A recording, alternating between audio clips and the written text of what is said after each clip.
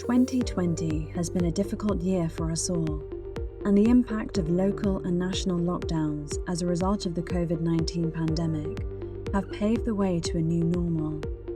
But what exactly does that mean, and should we accept it? The result of lockdown is an increase in remote working. Conducting business over Zoom, Microsoft Teams, and other platforms has enabled businesses to continue, while others, such as the hospitality sector, have often had to close due to their reliance on person-to-person contact. It would seem that only those with the means for digitally driven processes can thrive, as exemplified by Amazon, whose profits have doubled throughout the pandemic and put CEO Jeff Bezos on course for trillionaire status. Given his success and that so many of us have lost our jobs, is it technology that will get us back to work? Despite the number of people who are going to likely lose their jobs as a result of the COVID pandemic, technology is not going to get people back to work. Technology is already a fundamental part of business. The UK is predominantly a service-driven economy, and so when we start to utilise those services again, that will open up the job market and people will start to go back to work. You only have to look at the decimation of the hospitality industry or the entertainment industry or our high streets to see that technology and government policy hasn't helped any of those industries at all. So it's not until we can start to return to what pre-COVID life, normal life, that I think we're going to see the economy start to grow and people start to go back to work in the same way that they were before. So as a business, we've had to kind of over-resource and deliver services in a much faster way for our customers. A real-world example would be customers in financial service sectors that suddenly require, workforces of thousands of people to be in a home working location versus in an office. Getting applications, really big core banking applications, core processing applications delivered to those employees from an instantaneous work environment where networks and IT are kind of designed specifically to support high workloads in a concentrated area, to a disparate environment with people all across the country, huge challenges. And the way those customers and those businesses have had to adapt to that particular challenge has really meant we've had to change quite a lot in how we support those customers. It is this push for working from home that many are calling the new normal. But whether it will remain so post-pandemic in full or hybrid form is a rather contentious issue. On the face of it, remote working sounds like a great idea, but there are also downsides to consider. Our way of working has definitely changed forever. And when people ask, should we adapt to this new normal? This is anything but normal. Certainly temporarily, and indefinitely, people do not want to work like this. We are by nature social creatures. We thrive in environments where we get to communicate with people, and that's why workplaces exist. Is it the new normal? I suppose it comes down to how you measure normal. I think we're moving into a hybrid way of working. I think we'll see, particularly where the office space is particularly expensive, you'll see a lot of companies phasing back on fixed floor plates and going, actually, do I need to be paying however much I'm paying for Canary Wharf office space or Central London office space if actually I can get a lot of the work done remotely? Us as a business we've previously directly linked our growth to headcount to floor space. And that's just a traditional model that as we are generating more revenue, we need more people and those people need somewhere to sit. But certainly one of the tasks I've been looking at recently is, just how much can we grow with the existing floor space? Now that we're going to a hybrid model of not everybody in every day, it allows your floor space to be much more productive. You can get much more out of it overall. I think for those businesses that maybe weren't quite as ready, it will be a slower transition to the new normal or to that hybrid approach. But I think there'll still always be a need for a physical location, be that a retail space or a headquarters. But I think we're just seeing a lot of the enabling and support functions of businesses can be done from anywhere. And certainly services like ours that allow you to carry on that support work and that planning work at the higher classifications will be the key to unlocking it for a lot of our sector. So a lot of the defence industries and defence primes, I think, would have had more people working from home if they could have done it at secret. The consumerisation of apps and IT has driven that whole scale change. You know, we're so used to now being able to do things in a way and have no understanding of what's behind the scenes. And there's a bit of a generation gap in that as well, where, you know, I think the more senior generation are incredibly interested in how this stuff works behind the scenes. And I'm sure, you know, in your family and friends environment, you know, if you work in IT, which, let's face it, probably half of the population near enough do now, it's so specialist in certain areas that there's no understanding. You know, when you book your train ticket, there's not really consideration of where that data's going, how it's flowing through multiple companies, who's looking at that data, who has access to that data, who understands all of the profile of what's happening has changed. And I don't think we should care to some degree. Part of what we do and part of organisations like CSI's job is to make that seamless. But behind the scenes, there is an increasing complexity and risk in the way that we operate and the way that we consume data and applications. And I think that will change in the next decade. I think there'll be a realisation, and I think we're starting to see it, you know, as we think about climate change, for example. Most people don't think climate change and how I consume, you know, an application, online banking, or if I book a holiday or I book a theatre ticket on my mobile phone, that actually, I think in 10 years' time, there'll be a much closer association between that and our carbon footprint and other kind of issues that we're facing in the market. You know, data centres, hyperscale providers, public cloud is a significant contributor to carbon emissions. And I think consumers will start to realise that the flexibility and just ease of doing things nowadays relies on servers consuming electricity in vast environments. It's, you know, it's a bit like the evolution of Amazon from a retail perspective. You know, we think about how easy it is now to go click, click versus driving down the shop to purchase something. The reality of that are huge warehouses, huge distribution sites, you know, queues of thousands of trucks, and our roads, you know, being used and all of the kind of environmental effect of you know, 15 deliveries a day for a household. Those are the same challenges that are happening in the IT industry in terms of modernisation of workloads and cloud adoption. COVID has given us the opportunity for what I would call an enforced experiment. Okay, so we're a technology company. We can work really quite well from home or remotely. There's some things we can't do. We're delivering information systems that's secret for the government, and so we have to keep the lights on for some of those things. Okay, and you can't do that from home. Okay, but most of us, anyway, so we've had to do that on a kind of rota basis. But most of us have proved that, based on this forced experiment, because we probably wouldn't have done it otherwise. And we've proved that we can be more effective in the way we work. And that's not the same as being more efficient, but we can be quite effective.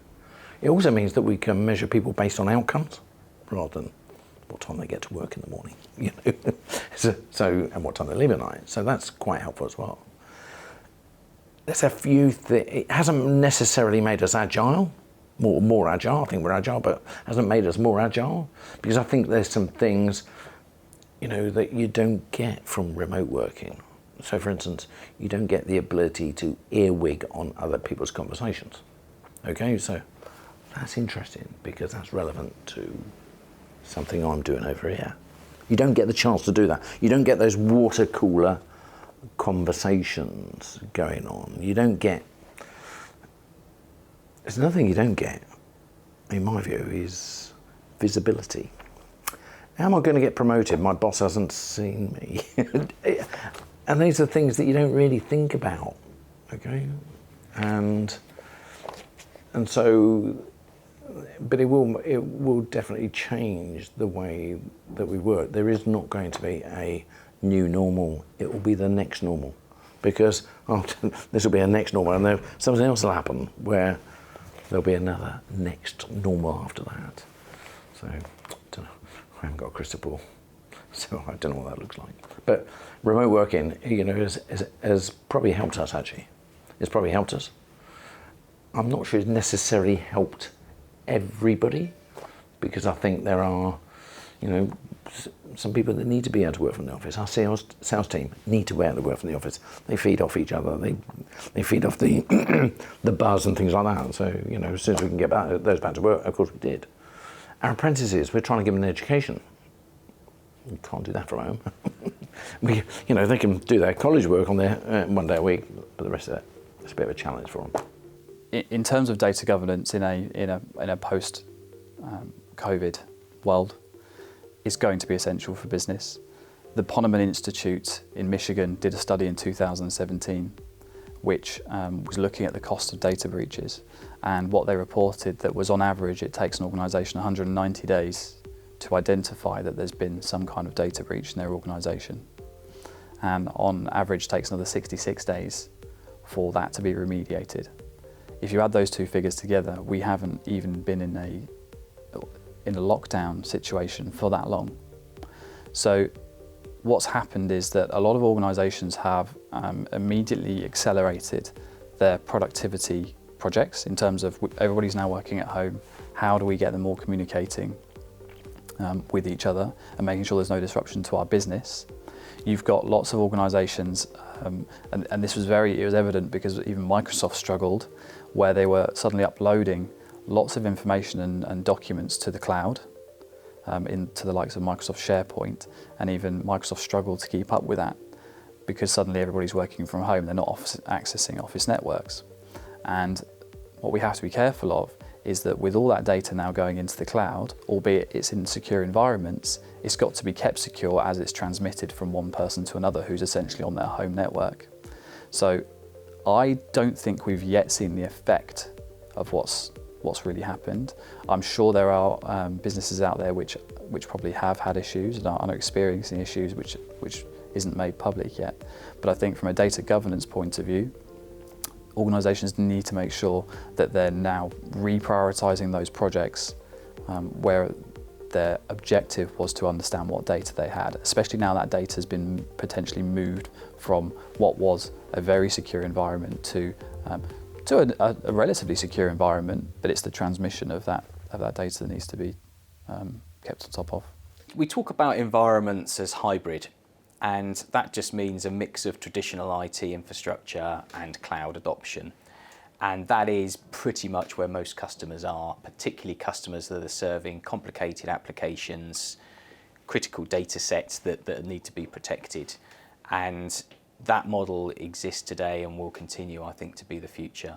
The hybrid approach allows customers to have certain applications perform in a certain way, and it allows the flexibility of applications that require more flexible architectures to burst and to allow capacity to be flexible, to sit in some environments, and those that require perhaps a little bit more security and kind of the use cases around high performance can sit in a hybrid or traditional platform. Our customers face huge complexity and choice of cloud environments, different platforms, different applications, and how that's served. And I think the level of innovation and change coming in the market, even with more traditional players like IBM, now transforming their business models to serve a cloud-first perspective. So Red Hat is driving transformation within the traditional IBM application and workload stacks, and we are IBM's leading kind of partner in some of that space. So IBM themselves delivering cloud technologies and cloud platforms to support some of their largest, most complicated workloads and platforms. And CSI works in that ecosystem to help those IBM customers move workloads that have probably been the more complex and difficult to move to the cloud, yet cost the most to operate and probably have the most highest overhead in terms of operational staff to support. We're helping those customers within the IBM ecosystem migrate critical applications and data safely, securely into multi-cloud environments. A relaxation of cybersecurity issues is also a possibility when staff are working from home, and at such a tumultuous time for many businesses, it may be challenging to defend sensitive assets from attack.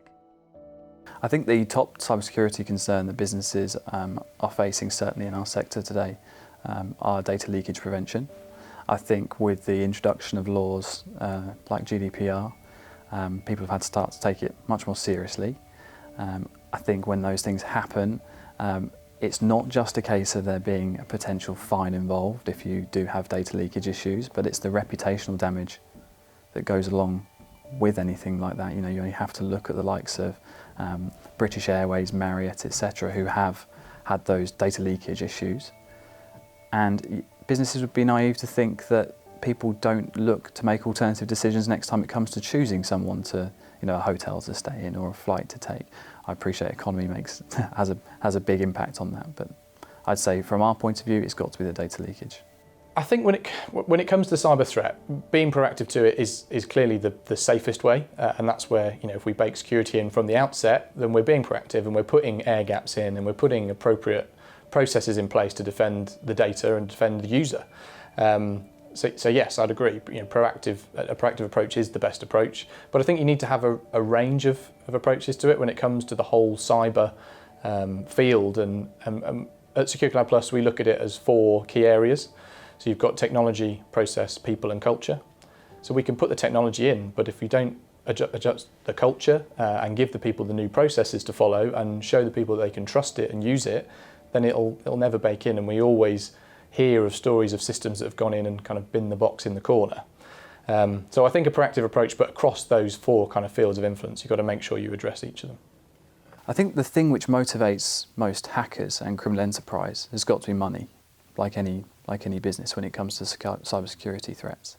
I think in our experience, organisations aren't taking the most proactive approach to data leakage prevention and data governance, and so it ends up costing them more, because by the time they do something about it, there's already a problem there. I think if you add into that revenge, and for some people just practice, you know, you've got a perfect melting pot there really for criminal activity.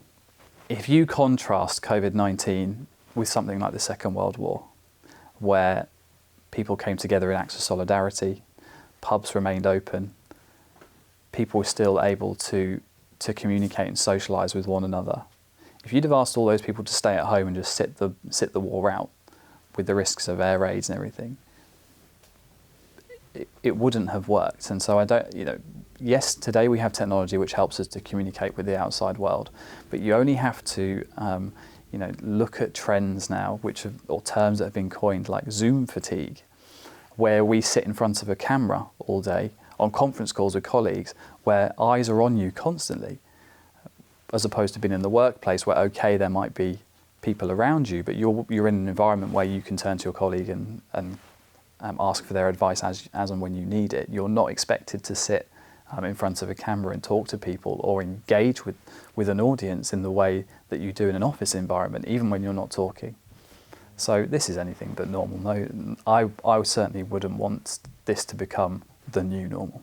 So I think the positive news behind cyber at the minute has to be around the investment that's going into it across the board. So defence is massively upping its game when it comes to cyber and space, and obviously we are partnering with defence in a number of areas and supporting that, but also the government initiative is really focusing in on cyber, and I think the GCHQs and NCSCs, the abbreviations, the headquarters that people hear about, are actively doing a lot more, and so I think the investment going into it should reassure people that's a good thing and that we're aware of it. I guess things like the American elections and Olympics and all sorts of activity from state actors is raising the profile of it. But I guess to reassure people, you know, our government and our defence are also upping their levels of engagement to make sure we're ready to defend against it if that's required, but also just to be aware of it. You know, I can't remember what the story was on the weekend, but I think it was to do with the Tokyo Games, is that it's been proven now that Russia was attempting to interfere with the Tokyo Games, and that's purely because they've been, you know, effectively banned. And they were looking at, they were blocking the ticketing website. so that opening ceremony wouldn't have a full stadium, and that would then cause negative connotations across the international press of, well, how come Tokyo hasn't sold out its Olympics? But I guess the monitoring that's happening is enabling us to know that, and therefore we can see our elections being interfered with, our votes being manipulated. What's happened is that the Silicon Valley companies like Google, like Twitter, like Facebook, have gathered so much information on their users that they can predict their behaviour through algorithms. But what it's done is create privacy issues. And I think in the pandemic, the reason, for example, we didn't take on the track and trace systems of those Silicon Valley companies was because of potential privacy issues. But the privacy issue exists whether they are running the track and trace system or whether it's been built and run by the UK government. It's still got to be protected. The data's still got to be protected. But I think there was an opportunity there with social media companies, where we are naturally social creatures, to use the data that they knew about each individual and likely what they were saying on social media and in hotspots, to pick that information up and go, I think we might have an issue in this area, and we can provision the necessary services to help combat the virus in good time.